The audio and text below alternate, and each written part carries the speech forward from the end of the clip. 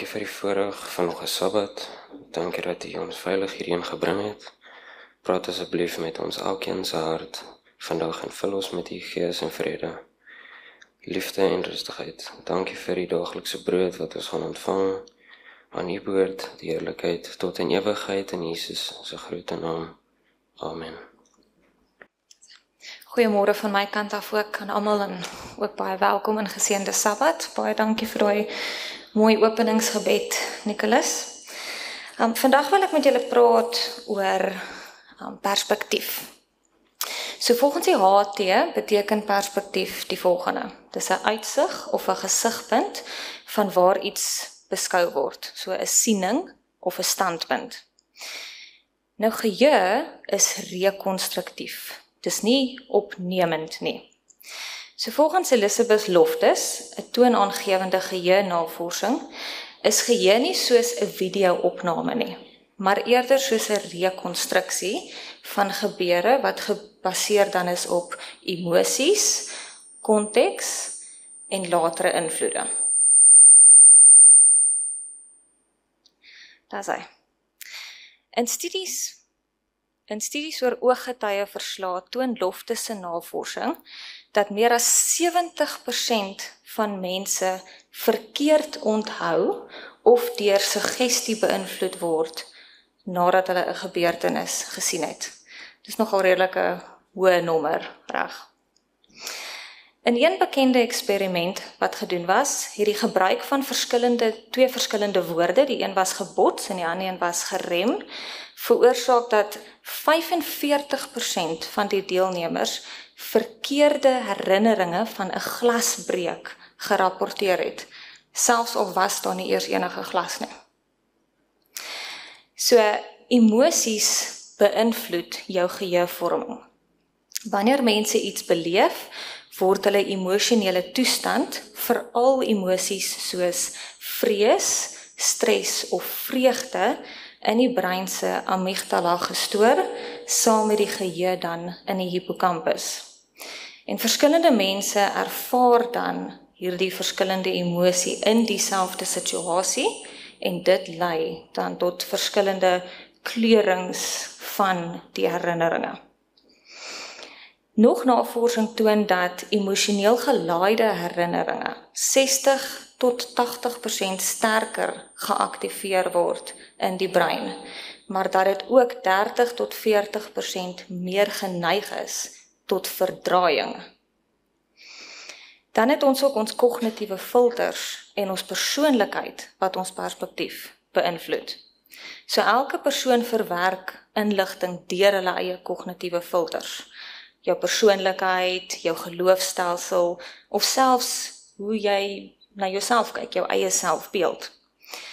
So kan byvoorbeeld 'n optimis 'n gebeurtenis onthou as 'n leerervaring, terwyl 'n pessimis dit is iets totaal en al negatief onthou. Dan het ons ook sosiale en groepsinvloede. Wanneer mense oor 'n gebeurtenis praat, pas hulle dikwels onbewustelik hulle herinneringe aan om met 'n groep saam te stem. En dit staan bekend as memory conformity of geheue-ooreenstemming. Daar was 'n studie gedoen deur Gabert en wat hulle daar gevind het is dat 71% van deelnemers valse besonderhede, 71%, valse besonderhede by hulle herinneringe voeg nadat hulle met ander deelnemers gepraat het. En so ook dan kan 'n mens kyk na 'n gesin, en 'n gesin kan dieselfde gebeurtenis ervaar, en elke individu onthou dit anders. 'n Kollegaspan kan deur dieselfde projek gaan, en een onthou die spanning, 'n ander een onthou die oorwinning. So jou perspektief is soos die lens waardeur jy die wêreld sien. Ek wil gou 2 verhale vir julle lees, om gou bietjie van hierdie te demonstreer.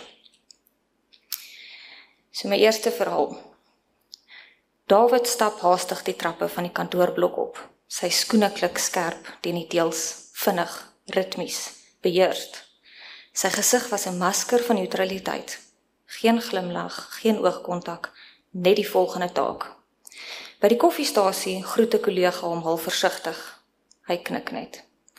Sy dagboek is vol name, 5 van hulle. Toe sy assistent by die deur verskyn en sê, die eerste een wag buite, trek hy net sy moue reg en sê, laat hom inkom.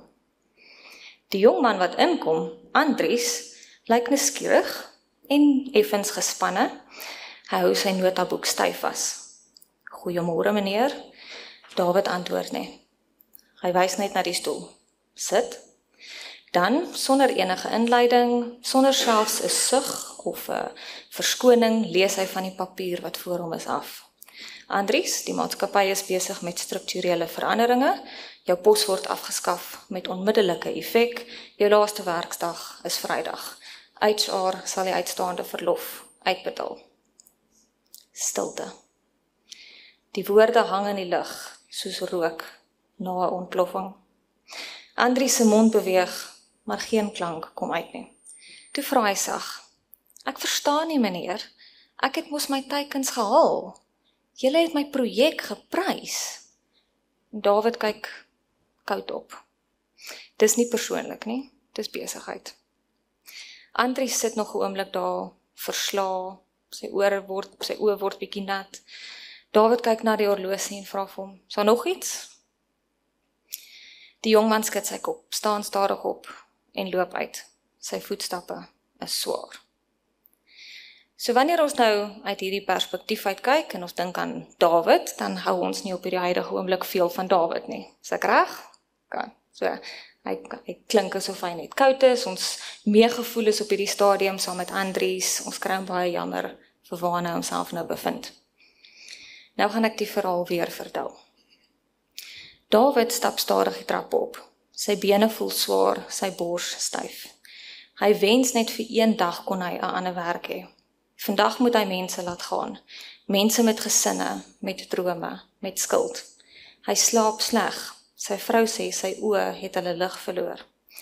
Dit is Andries se beurt. 'n Jong man wat altyd vir almal koffie maak en altyd sê, dit is lekker om hier te werk.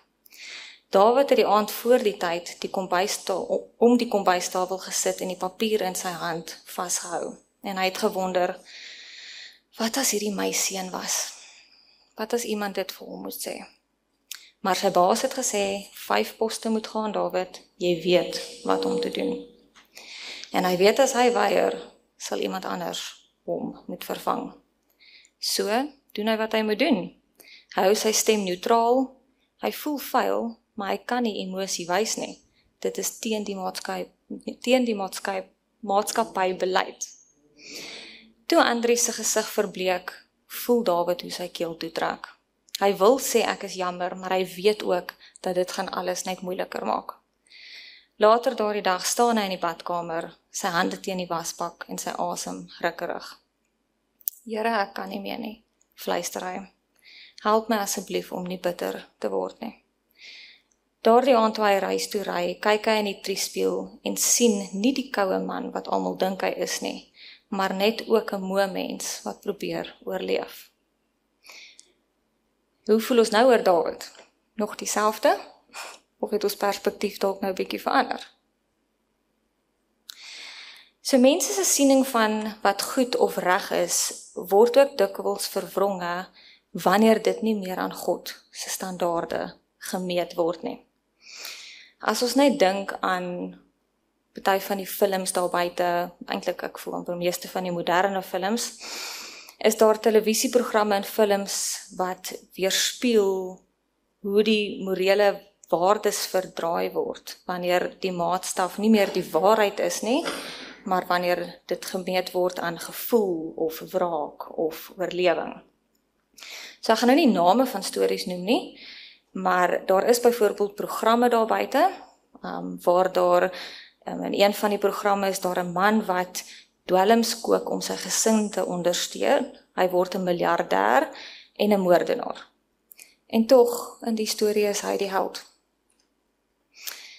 In so baie films pleeg die sogenaamde helde moord, en daar's baie geweld en slegte gedrag. Maar hulle word nog steeds as die helde gesien in die films. En Die goed word daagliks gekyk en mense stem saam dat hulle die helde is. En hier word die perspektief beïnvloed deur emosies, deur mense se emosies en nie enigstens op die waarheid nie.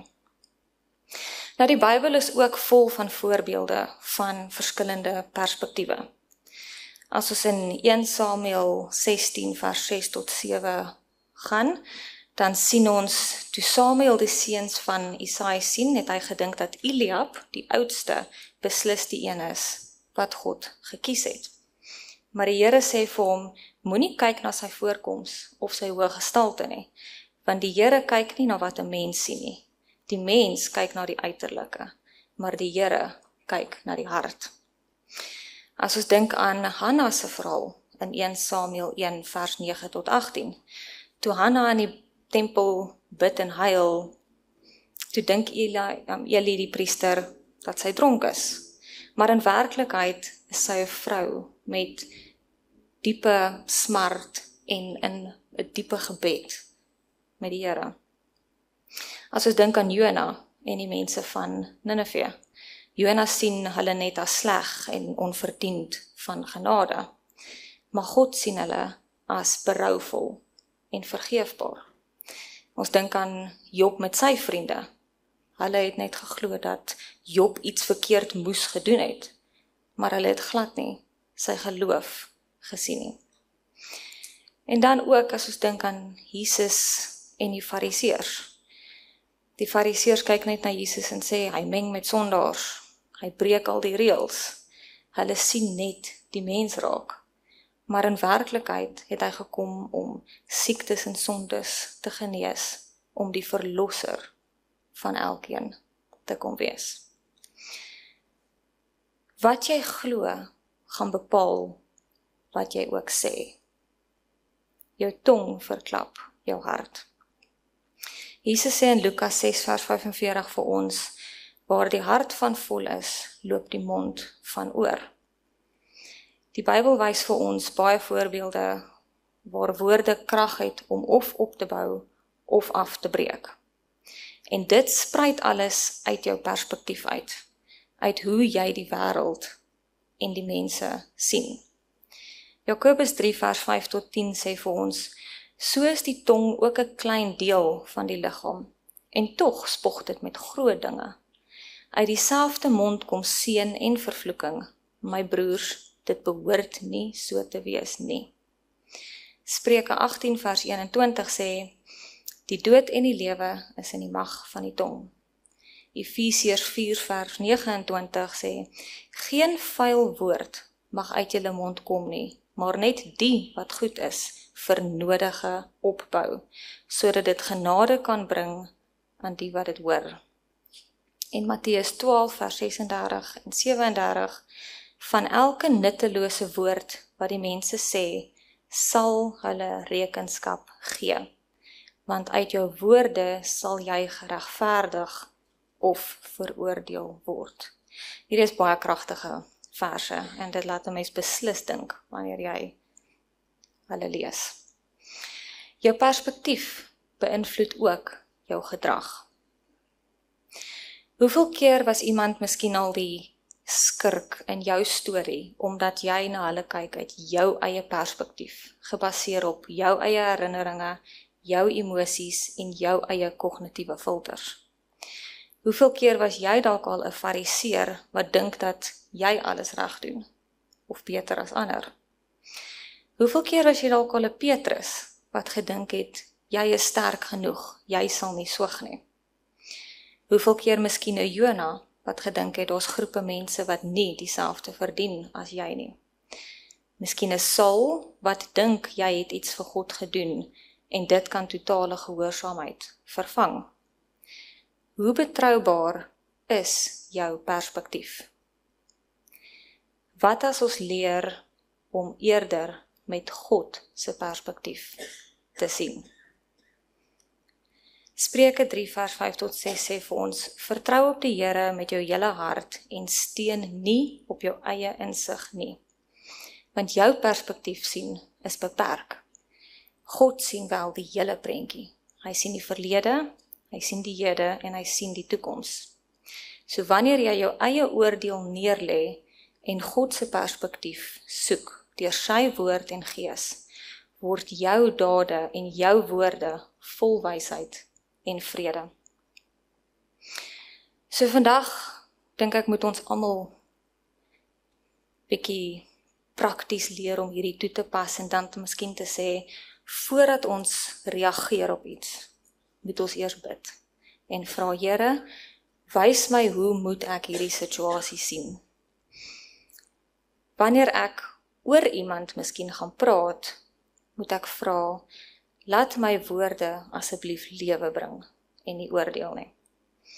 En wanneer ek dink ek is reg, moet ek vra, is ek ingestel op my eie reg of is ek ingestel op God se geregtigheid? Want wanneer jy leer om deur God se oë te kyk, dan verander alles. Hoe jy kyk, gaan bepaal wat jy sien. Baie dankie. Ons Hemelsalmagtige Vader in hemel, Vader, U ken ons harte. U weet hoe maklik ons kyk sonder om te sien, oordeel sonder om te verstaan. Help ons asseblief om hiervandaan met U oë te kyk. Oë wat liefde en waarheid balanseer. Vader, ek bid dat U naam geheilig sal word in al ons woorde en in ons dade. Here, mag ons perspektief volgens U wil wees en nie volgens ons eie wil nie, Vader. Ons val so maklik in die struik van versoeking om dit te doen en dan volg sonde sommer op 'n streep daarna. Wees asseblief saam met ons vir die res van hierdie dag, Vader, en mag ons elke keer na U toe kom om te vra dat U asseblief ons perspektief sal wees. Ek bid dit en alles in die heilige groot naam van Jesus Christus. Amen.